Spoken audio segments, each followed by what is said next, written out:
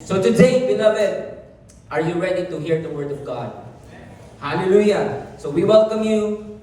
Be comfortable, be relaxed, be expectant of the Lord's blessing. Wala tayong laing agenda today, but to talk about Jesus. When we speak the name of Jesus, everything trembles. When we speak the name of Jesus, everything that is not of God trembles to its core, to its roots. So, beloved, there's power in the name of Jesus. Whatever you're going through, I know we all have needs. We all have this desire to have a successful life, to have a happy life, to have a joyous life. But remember, beloved, our topic today in how to win the battles is in the name of Jesus. Amen? So, as we begin, Lord, we just thank you. May your presence, may your Holy Spirit open each hearts today to receive from you, Lord.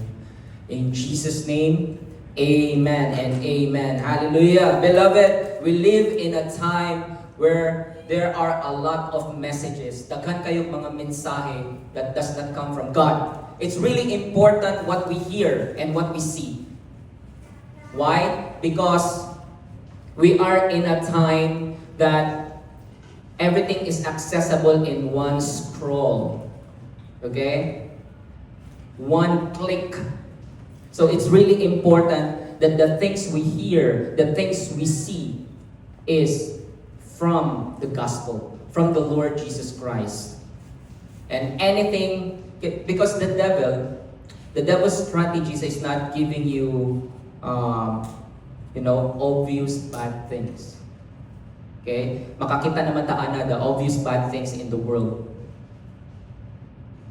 How the devil lies, how the devil deceives people is to give you a lie and coat it with truth. Again, ang buhaton sa yawa, sa enemy, the devil, sounds like it's good, but it's not the truth. It's like true, say true, but it's not the truth that will set you free. So today, beloved, the message that we're going to preach is from the Spirit of God. And the Holy Spirit is right here, right now. There's rivers. See yourself in the river right now of the Spirit of God. That the only thing that you will hear are the truths that will set you free.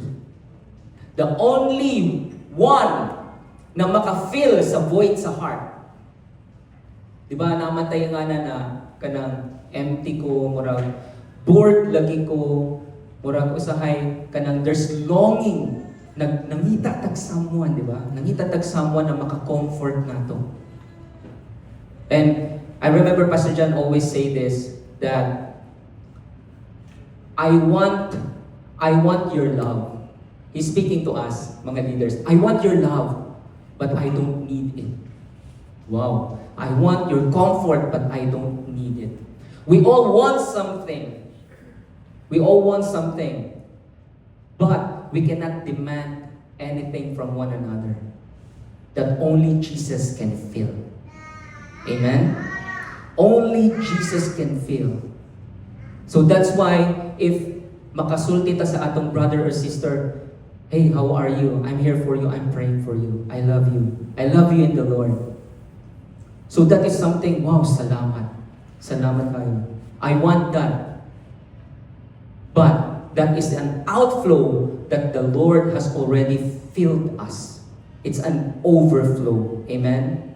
Whatever your longing is, it might be in the relationship, it might be in the family, it might be na kay prayer request karon na ang imong family karon murag gubot na kaayo.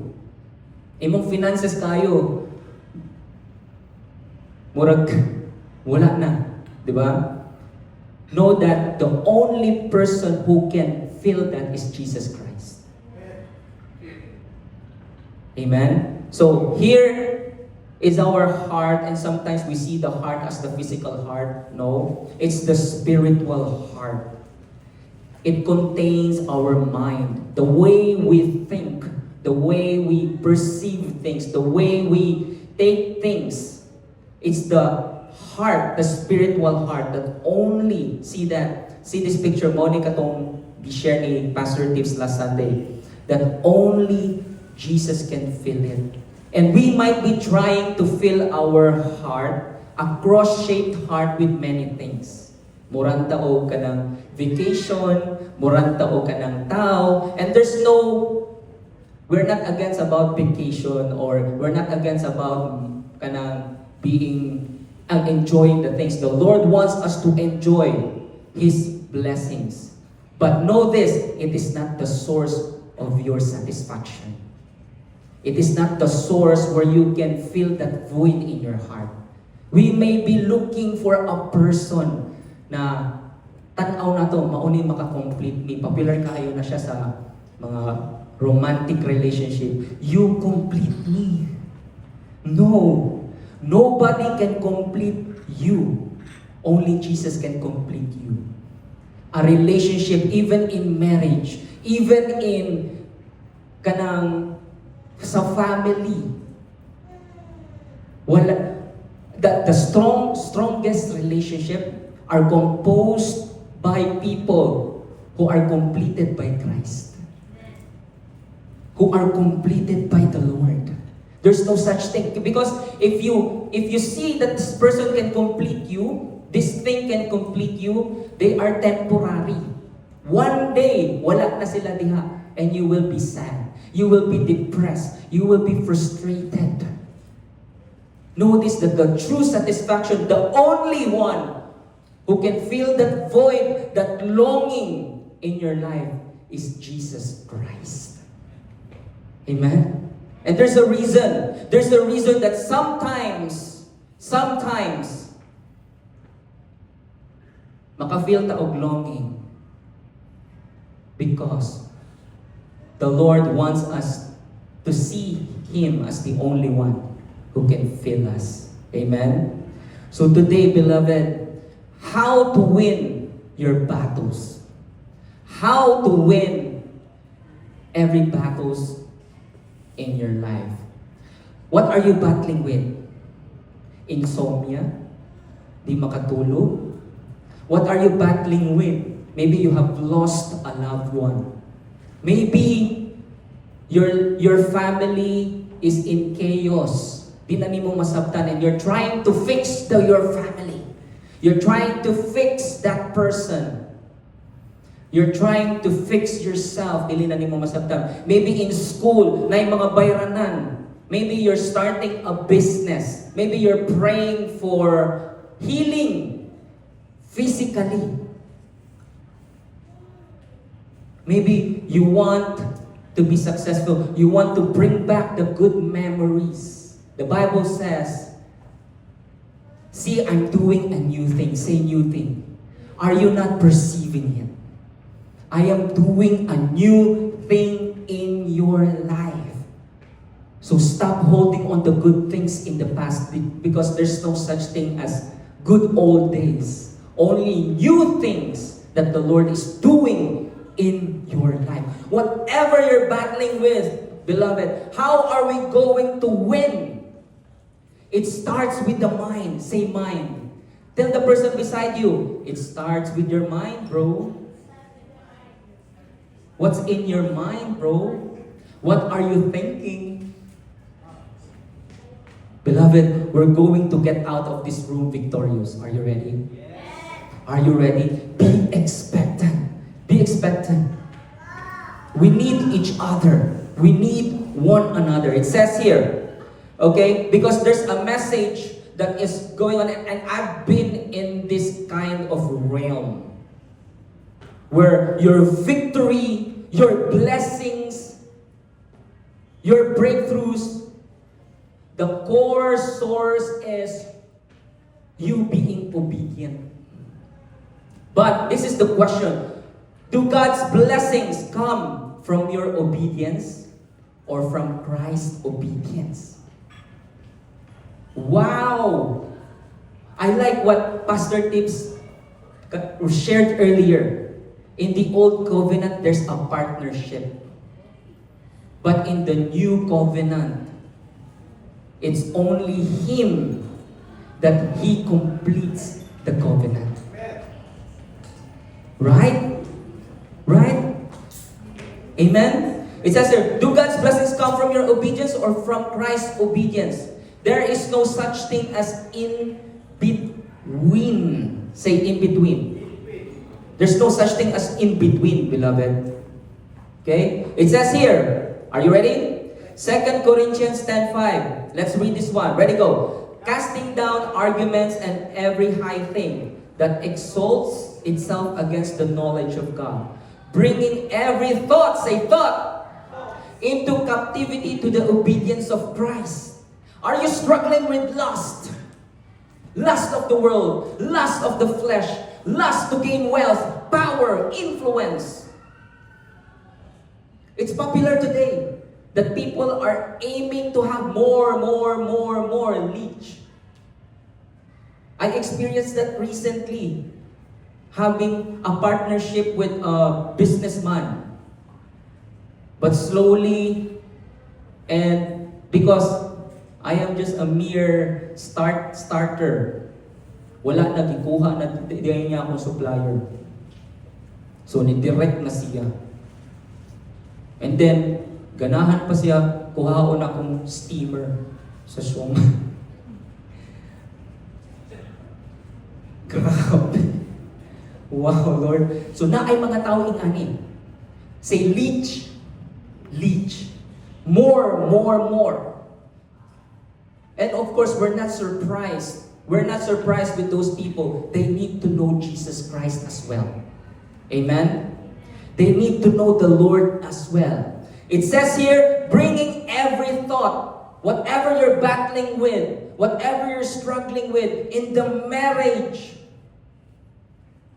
What are the lies that causes you to fight with one another? Nag-away. Or sa pamilya, or sa imong self wa ka kasabot na ay mga gubot sa mind, dark thoughts, evil thoughts. Those thoughts does not come from you. It says here, bringing every thought into captivity. Catch the thought. Say catch. Catch the thought and bring it to the obedience of Christ. Now, there's a lot of translations that says, make your thoughts obedient to Christ. Make your thoughts obedient to Christ. Now, beloved, can you make every thought obedient to Christ? Can you make every thought? How many thoughts, how many firing neurons, thoughts are you thinking? Sometimes diri karon, the pastor is preaching, but our thoughts are fried chicken, kanang naunsa na to ako ang hinayhay.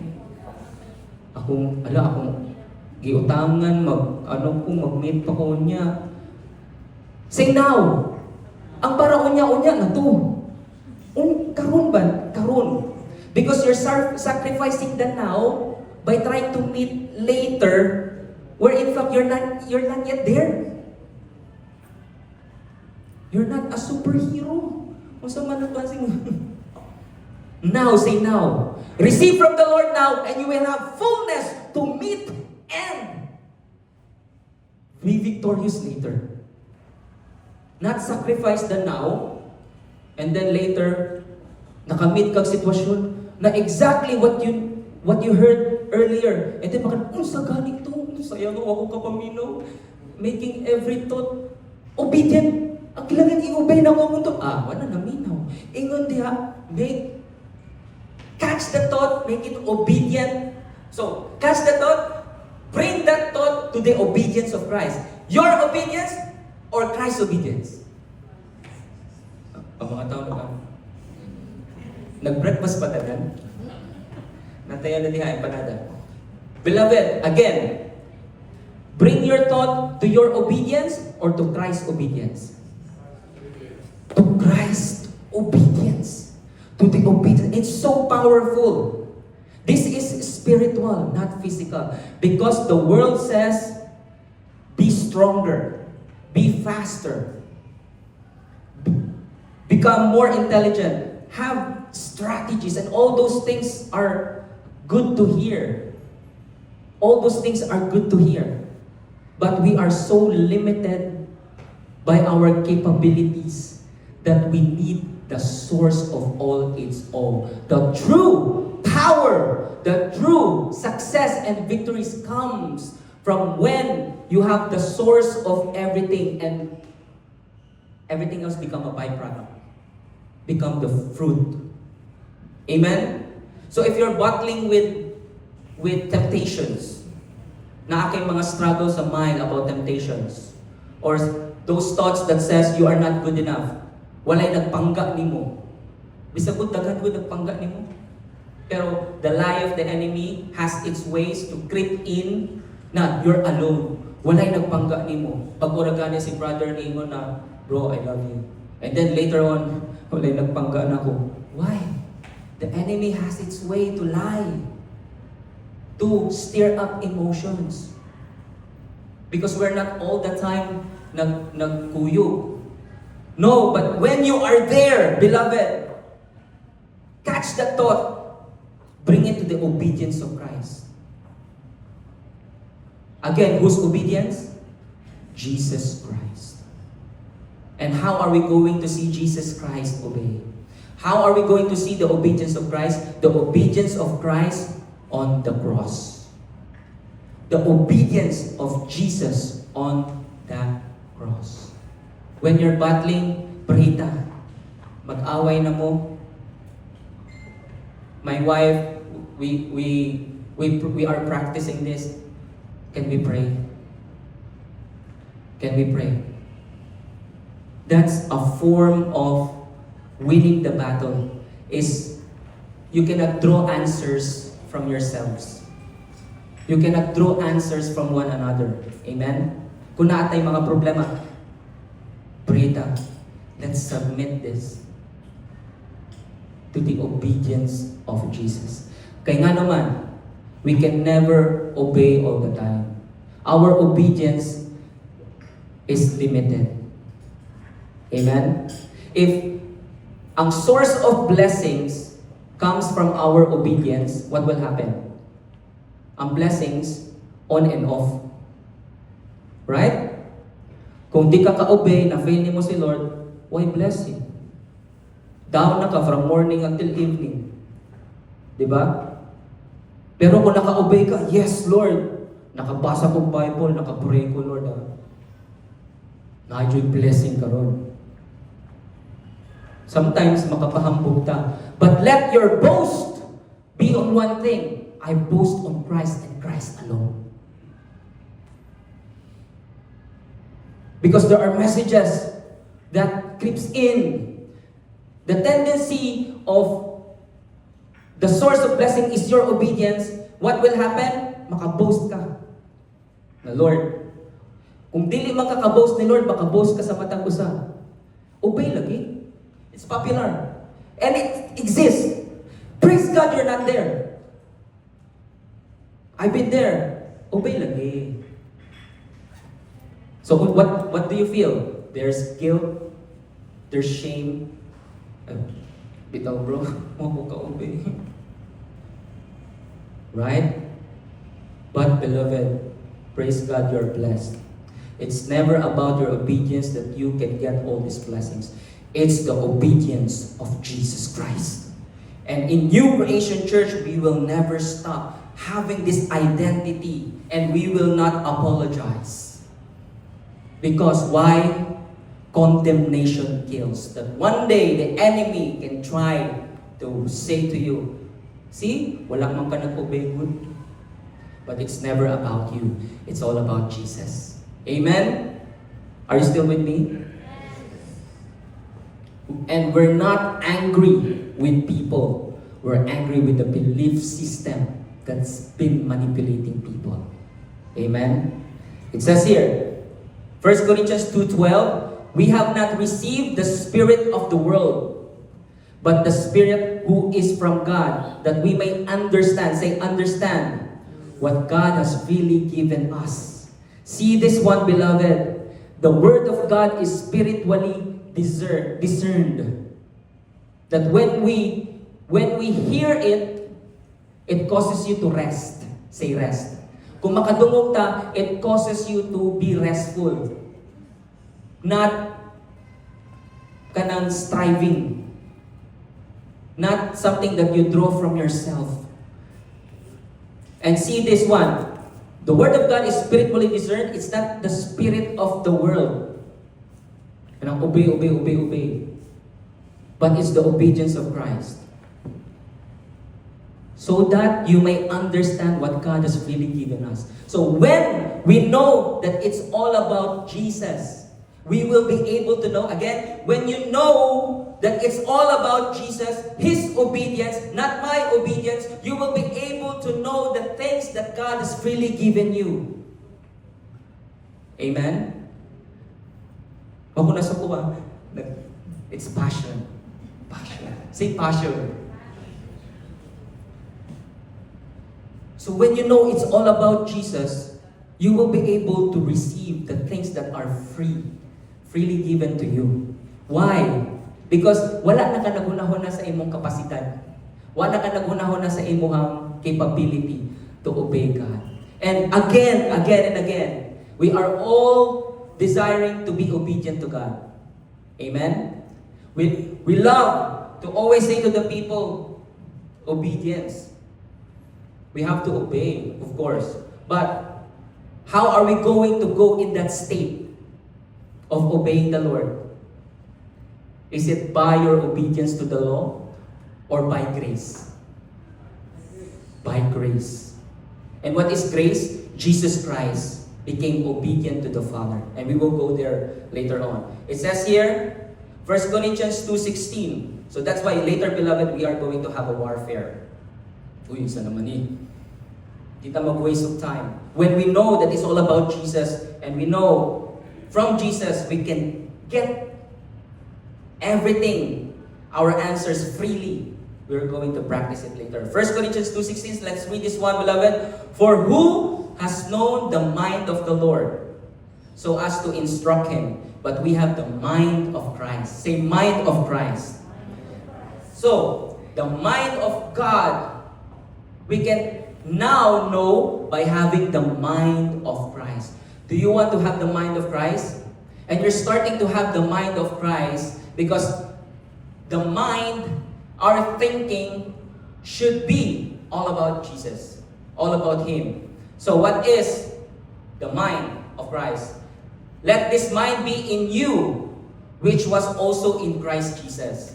We can find it in Philippians 2:5-11. Again, let this mind be on you, which was also in Christ Jesus, who, existing in the form of God, did not consider equality with God something to be grasped, but emptied himself, taking the form of a servant, being made in human likeness, hallelujah, and being found in appearance as a man, he humbled himself and became obedient, say obedient, to death, even death on the cross.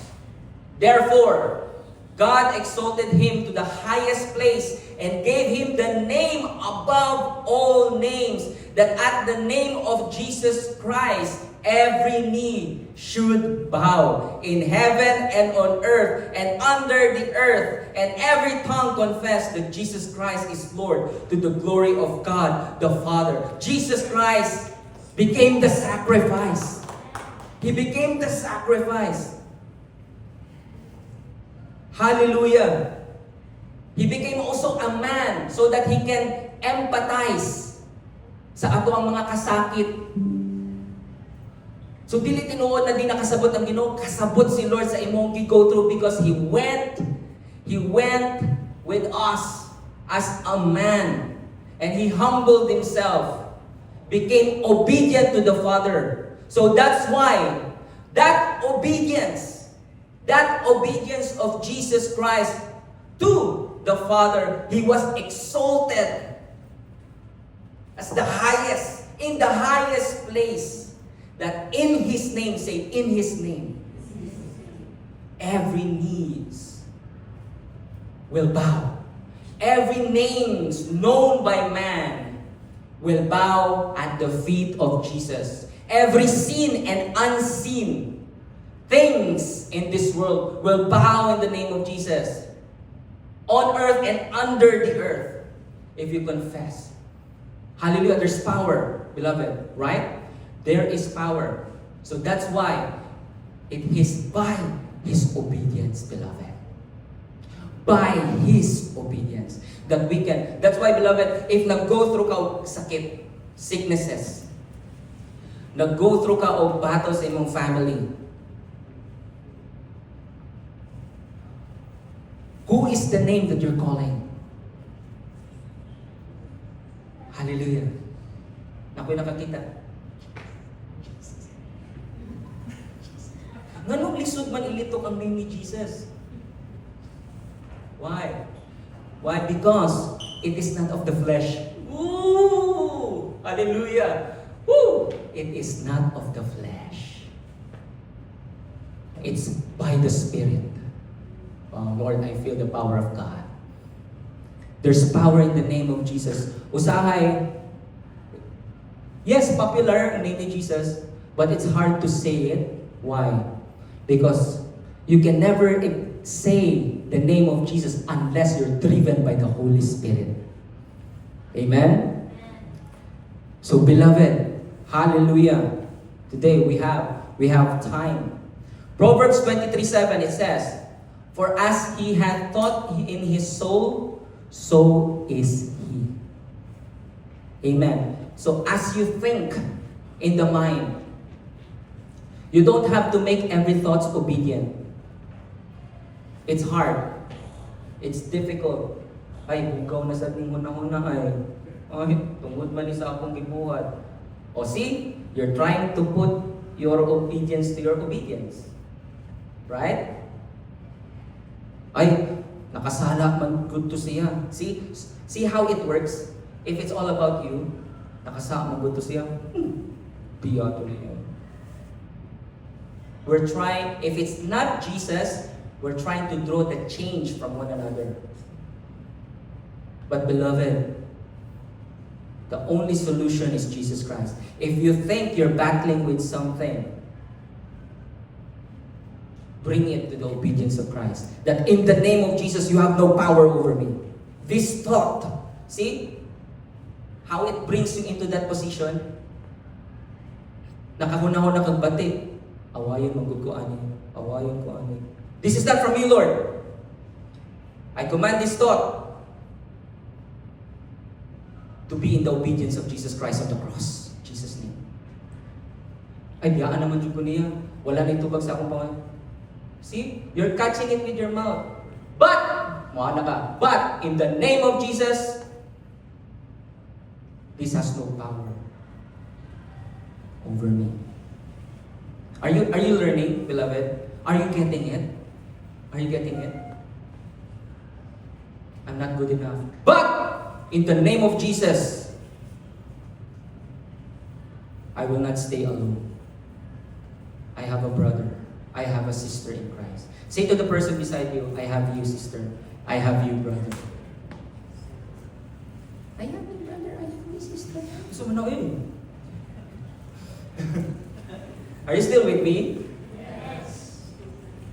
Tagay na po, chance sa akin, usahin na ba yan? Thank you for the privilege, Lord. Amen.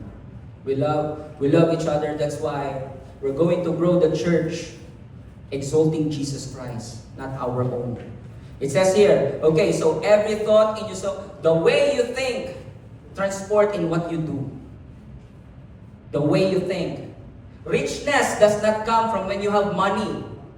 No. Wealth does not come from when you already have that promotion. It started with thinking that you are wealthy in Christ.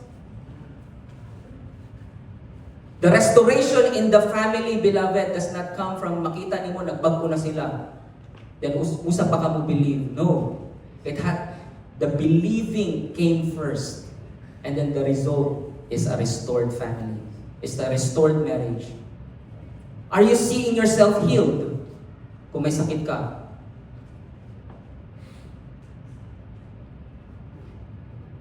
Me and my wife, kanang nag-battle mayo ka ng ubo recently. Kanang grabing ubo ba? Grabing ubo. Okay, so kanang to the point ng pagaw. And then, akong gi-challenge ako sa Lord, this has no power over me. So sila nagtunghay sila. O sa katong mga tulak hangin, mga na ba? Lola Remedios? Bigs? No, plus. There's nothing wrong with that. If you are led by the Lord, sige, plus. There's nothing wrong with that. But Lord, in the power of the name of Jesus, it has no right over me. My healing and their healing, nagdungan. Uy, mga yun na lagi ko. Pero wala sila kibo, wala ko sige ka mga haplas kayo or although na ako'y mga haplas, collection of haplas. Na ay, ipikaset oil diha, diri. Beloved, there's power in the name of Jesus. Nga nung nagdungan man ang healing. Praise the Lord. Because, ana si Jesus, because of your faith. And faith does not come from yourself. Faith comes from Jesus Christ. Ang pagtuo comes from Jesus Christ. Nga nung mo ana siya, it's because of your faith. Nalipay si Lord na ang faith na gihatag niya sa imuha, gigamit nimo. Even if it's just a little mustard seed faith, pag gigamit na nimo, Lord, I know, Lord.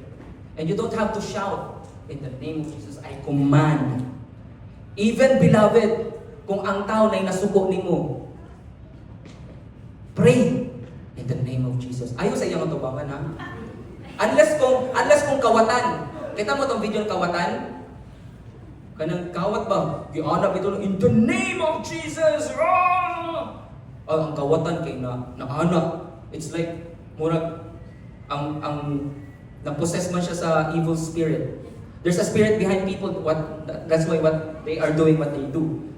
In the name of Jesus, na-anak bitaw na. It's like the Holy Spirit arrested. Boom! Nakita sa CCTV and then cast out. Okay, but don't apply it all the time. Kung na'y masuko ninyo, not all the time. Kung na'y masuko, pray. Wait lang. Unya ta magstorya, pull down. Then go to the room. In the name of Jesus, I speak the Holy Spirit's comfort upon that person. Even if your wife or husband, in the name of Jesus, Lord, may you comfort that. Sa may need niya. So that you will not draw from each other. And then, the Holy Spirit has comforted the person. Ekstoryan ninyo, gaan na. Gaan na. Say, gaan na. Ano si Claire? Basta? Amen, beloved? Are you enjoying the Word of God? Are you being fed? Let me know, ha? Kay, mag-ano ni my brother, ano? And in keeping, 2 Corinthians 4:13, and in keeping with what is written, I believe, say, I believe. Therefore, say, therefore, I have spoken. There's a purpose why it is there. Therefore, okay? So that, if you believe, do you believe? Do you believe? Yes. Therefore, speak. Therefore, speak. Amen? Whatever you're speaking in the past is who you are today. Ooh, Lord, keep it coming, Lord. I'm being fed too, beloved. Whatever you have spoken to yourself in the past and you have taken it is you today. That's why later on, we're going to change your confession. Therefore, I have spoken. We who have the same spirit of faith also believe and therefore speak. If you're struggling with lust, do not fight it head on. Kung nakadiya sa room, naglisod ka, you are in your cellphone or you are in your laptop, do not fight it head on. Namuana ka, last ni, mag-pray ko. Naku. There's a time to pray, there's a time to run. If you're fighting lust, flee, say flee. Flee to purity and righteousness.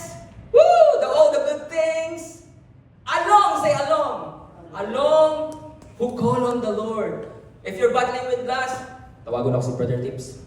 Pastor Tips, nag-listen ko, pray for me. You run to a brother, run to a sister. Do not run with someone na nag-struggle po na wala pa naka-overcome. Okay? Kamong duha mo, run mo to someone na elder ninyo. Do not run from each other. Can you tell the person beside you, let's run to someone who call on the name of the Lord, who have the same spirit, who believe and therefore speak. Beloved, are you ready to change your confession today? What are you battling with? Because it might be you have said something to yourself that you have taken in your heart that is not from God. Or someone told you something. We're going to pray today. Amen? So while you're sitting there right now, can I request for instrumental? Okay. We're calling our worship team. Bisa ko sana na team na. Hallelujah. Beloved, hallelujah, praise the Lord Jesus. During the times in the book of Acts, there's a lame man, and then Peter said to the lame man, "Silver and gold I do not have, but in the name of Jesus get up and walk." Silver and gold may be physical symbols of money. Silver means redemption. Gold means divine righteousness. Those are the meaning of symbols. It's not just not giving money to the layman and give Jesus, but there's a meaning there. It says it is not by you trying to save yourself or you trying to be righteous that you can have your answered prayer, but only the name of Jesus, who is our righteousness, who is obedient to the Lord. So beloved, if you're under a message that points you to yourself, get out from that environment. If you are in a realm of environment that points you that it is about your righteousness, it is about your obedience, get out from there. We love people, we respect people, but in the end, your belief system will affect the kind of life that you will be living. And the Lord wants you to get the truth that will set you free. So in the mighty name of Jesus, there are people who have spoken bad things in your life. Even your parents, gi-curse ka. Who said that dili ka mas successful, na maparehas ra kanila. There are thoughts like that. I condemn those thoughts and command those thoughts to leave from your life in the mighty name of Jesus. In Ephesians it says you are accepted in the beloved Jesus Christ. Jesus placed you to be accepted and be loved in Him. You can never remove yourself from that position because it is Him who made you stand on that position. It is by grace. In the mighty name of Jesus, I speak all the curses that produces sicknesses in your body to leave you right now in the mighty name of Jesus. Maybe you have spoken bad things to yourself in the past. I command that the past has no longer chains or no longer chained you today in the mighty name of Jesus. I command all the chains from your past to be broken in the mighty name of Jesus. You are not your past. You are not your parents' bad things, bad past. In the mighty name of Jesus, you are a new creation in Christ. In the mighty name of Jesus. Hallelujah. By the blood of Jesus, I command every sicknesses, every curses, every spirit of infirmities and lying spirit to flee from you in the mighty name of Jesus. I command delays, mga delays sa blessings sa imong kinabuhi to be broken in the mighty name of Jesus. Spirit of lust that entangles you, temptations to be unfaithful. Beloved, it's not about your faithfulness. It's about Jesus who is faithful to you. It is not about you trying to be pure. It is about the Holy Spirit who is making you pure. It is not about you being obedient. It is about Jesus who was the obedient Son to the Father. That it produces true, genuine obedience from the heart. When you see Jesus, it causes you to rest. And when you rest, it causes you to bear true fruits in your life. In Jesus' name. Beloved, the Lord is speaking to your heart right now and healing all the damages that was brought to your life.